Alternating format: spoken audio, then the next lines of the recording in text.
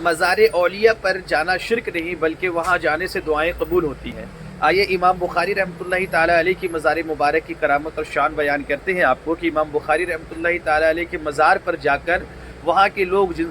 جن لوگوں نے امام بخاری رحمۃ اللہ تعالیٰ علیہ سے حدیث اور علم دین سیکھا، وہ لوگ خود مصیبت پڑنے پہ امام بخاری کی مزار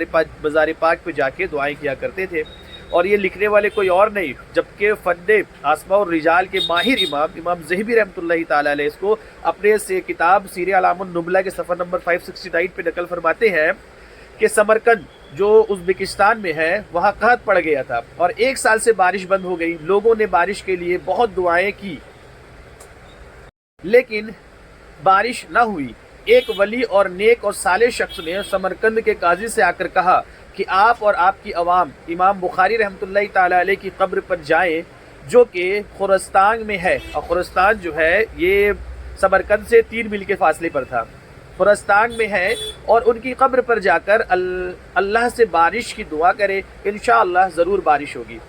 قاضی صاحب نے فرمایا اچھا خیال ہے۔ پھر قاضی صاحب اپنی عوام کے ساتھ امام بخاری رحمۃ اللہ تعالیٰ علیہ کی قبر پر گئے اور سب نے مل کر خوب دعا کی اور خوب روئے اور امام بخاری رحمۃ اللہ تعالیٰ علیہ سے استسقا بھی کیا، یعنی صاحب قبر یعنی امام بخاری سے کہا کہ آپ بھی اللہ سے ہمارے لیے دعا کریں۔ اللہ نے آہوزانی اور استسقا کے طفیل دعا کو قبول کر لیا اور اتنی بارش ہوئی کہ لوگوں کو خرستان میں ہی رکنا پڑا، جبکہ سمرقند خرستان سے صرف 3 میل کے فاصلے پر تھا۔ سبحان اللہ۔ دیکھیے سیر اعلام النبلہ امام ذہبی کی صفحہ نمبر 569۔